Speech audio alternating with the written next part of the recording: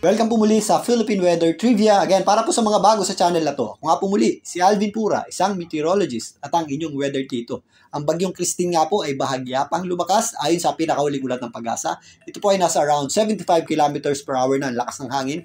Malapit sa kanyang gitna at kung minsan may mga pagbugsong umabot sa halos 90 kilometers per hour. Ito ay nasa tropical storm category pa din. Patuloy po itong kumikilos pa west-northwest, papalapit nga dito o papunta nga dito sa mainland Luzon sa bilis na 15 kilometers per hour. Ito po ay huling namataan ng Pag-asa sa lying around 390 kilometers east o silangang bahagi ng Daet, Camarines Norte. Yung gitna or center po niyan ay nandito sa dagat pa. Pero again, kung papansinin nyo itong ating satellite image, yung bulto ng kanyang kaulapan ay nandito sa western section nito o sa kaliwang bahagi nito, which is sako po ang malaking bahagi ng ating bansa. Pero bakit ba ganyan ang itsura niyan at hindi pantay? So narito po ang hangin sa mataas na bahagi ng ating atmosphere. Around 700 kilometers po ang taas niyan.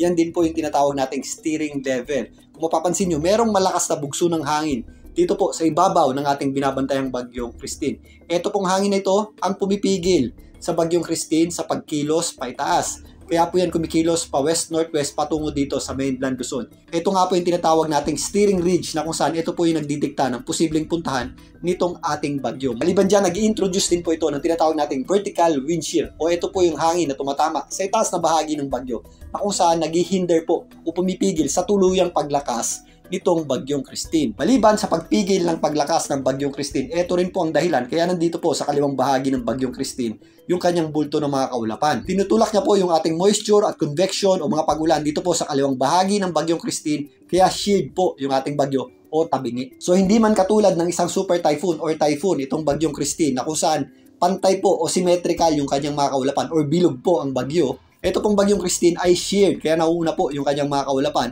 Kaya kahit nasa dagat po ito, kahit binabaybay niya po itong mga karagatan dito sa Philippine Sea, nakaka-apekto na po ito sa malaking bahagi ng ating bansa. Hindi man ito isang malakas na typhoon, mapaminsala pa rin ito dahil sa malalakas na bugso ng hangin at malalakas na pag-ulan na idudulot nito. Ngayon, i-correlate natin ang pagtaya sa pag-ulan ng Pag-asa at ng WRF model ng Weather Manila. So narito po ang heavy rainfall outlook ng Pag-asa o pagtaya sa pag-ulan na maaaring idulot ng bagyong Christine. So mula ngayon hanggang bukas magpapatuloy po yung ating intense to torrential rains o yung halos walang tigil na pag-ulan dyan po sa area ng Catanduanes, Camarines Norte, kasama na po dyan ang Camarines Sur, Albay, Sorsogon, maging dito sa Northern Samar. Heavy to intense rains naman ang ating aasahang pag-ulan dito po sa area ng Masbate, Samar, Eastern Samar, kasama na po dyan ang Isabela at Quezon. Samantalang posibleng moderate to heavy rains naman ang ating aasahan dito po sa area ng Cagayan Valley, Cordillera Administrative Region, kasama na po dyan ang Aurora, Nueva Ecija, Romblon, Marinduque at ang natitirang bahagi ng Visayas. Mula bukas naman hanggang Thursday, kasabay ng pagtawid ng bagyong Christine sa ating landmass o kalupaan, asahan po natin ang intense hanggang torrential rains o halos walang tigil na pag-ulan dyan po sa area ng Isabela, Cagayan, kasama na po dyan ang Apayao at Ilocos Norte. May mga posibleng heavy to intense rains din tayo dyan po sa mga kabundukan ng Cordillera, maging dito sa area ng Cagayan Valley, kasama natin po dyan ang natitirang bahagi ng Ilocos Region at Central Luzon. Samantala, may mga posibleng moderate at kung minsan heavy rains tayong aasahan sa area po ng Calabarzon, kasama po dyan ang Metro Manila, maging dito sa Occidental Mindoro, kasama na rin po dyan ang Camarines Norte at Camarines Sur bukas hanggang sa Thursday. Magpapatuloy po yung mga posibleng heavy hanggang intense rains dito po sa area ng Ilocos Region, Cordillera, kasama na po dyan ang Zambales at Bataan sa darating na Thursday hanggang Friday. Samantala, meron din tayong mga posibleng moderate at kung minsan heavy rains dito po sa area ng Central Luzon, kasama na po dyan ang Cavite, Laguna, Rizal at Metro Manila. Kasama na rin po dyan ang Occidental Mindoro sa darating na Thursday. So again, ito po ay pagtaya ng Pag-asa para sa 24 hours accumulated rainfall o pinagsama-samang ulan sa loob ng 24 hours. So narito po ang WRF model run na nagmula sa Weather Manila. Ito po ay pagtaya rin sa dami ng mga pag-ulan. Ngayong araw nga, kung mapapansin nyo, ang daming kulay itim dito po sa area ng Bicol Region at maging dito sa hilagang bahagi ng Samar. Yan po ay mga torrential rains o halos walang tigil na pag-ulan. Yan po ang nagpabaha sa malaking bahagi ng Bicol Region at ilang bahagi ng Eastern Visayas ngayong araw. So ngayong magdamag, nabawasan po yan ng kaunti pero meron pa rin tayong malalakas na mga pag-ulan dito po sa malaking bahagi ng Bicol Region at Quezon. Nadadagdagan naman ng mga pag-ulan dito po sa area ng Isabela, Aurora, kasama na po dyan ang Cagayan dahil po sa unti-unting paglapit ng bagyong Christine dyan po sa general area na yan.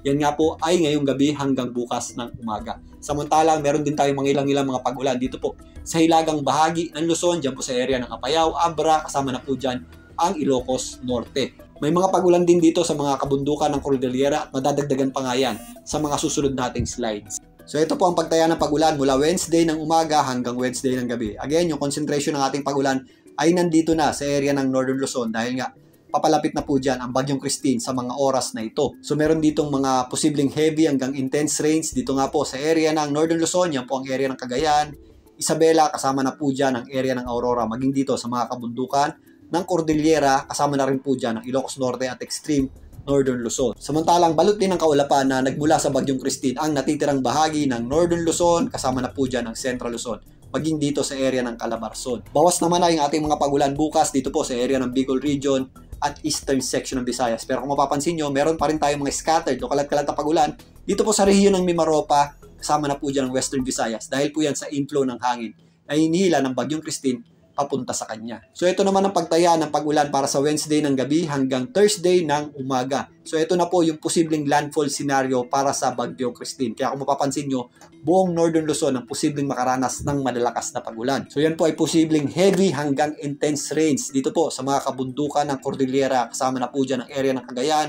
Kasama pa rin po dyan ang Aurora.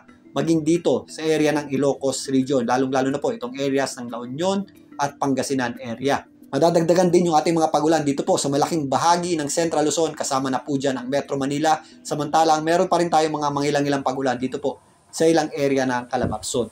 Magpapatuloy din yung ating mga posibleng scattered o kalat-kalat na pagulan dito po sa ilang areas ng Mimaropa. Yan po ang areas ng Mindoro at Palawan dahil naman sa inflow ng hangin na hinila ng Bagyong Christine mula Wednesday hanggang Thursday ng umaga. So ito naman ay para sa Thursday ng umaga hanggang Thursday ng gabi. By this time, nakatawid na po ang Bagyong Christine dito po sa may West Philippine Sea. Yung concentration ng ating mga pagulan ay nandito po sa western section na ng ating bansa. Yan po ang areas ng Pangasinan, Zambales, Bataan, maging dito sa mga kabundukan ng Cordillera. Samantalang meron pa rin tayong mga inaasahang pagulan sa malaking bahagi ng Central Luzon. Kasama po dyan ang Metro Manila at itong western section ng Calabarzon. Yan po ang areas ng Cavite, Batangas, kasama na rin po dyan ang area ng Rizal. Patuloy pa rin ang mga posibleng scattered o kalat-kalat na pagulan dito po sa western section ng Mimaropa. Yan po ang general area ng Mindoro, lalong-lalo na po itong Occidental Mindoro, kasama na rin po dyan ang area ng Palawan. So base po ito sa bahagyang paghina ng Bagyong Christine by Thursday ng umaga. So again, yung mga nabanggit natin kanina ay ayon sa pagtaya ng Pag-asa at sa WRF model run ng Weather Manila. Pero again, malawak po ang sirkulasyon nitong Bagyong Christine. Kaya maliban po doon sa mga areas na malapit sa gitna nito, meron din tayong mga inaasahang pagulan doon sa mga areas na nakahagip ng inflow ng hangin na patungo sa Bagyong Christine. Kaya again, mag-ingat po tayo lalong-lalo na sa mga posibleng pagbaha, flash floods at pagguho ng lupa. At again, ugaliin pong i-check ang heavy rainfall warning advisory ng Pag-asa para sa dami ng ulan sa inyong lugar at ugaliin pong mag-check o makibalita sa inyong local LGU at DRRMO. Mamaya, tabayan na pumuli ang ating pagtalakay dito sa Bagyong Christine. Muli, ito po ang inyong Weather Tito para sa Philippine Weather Trivia.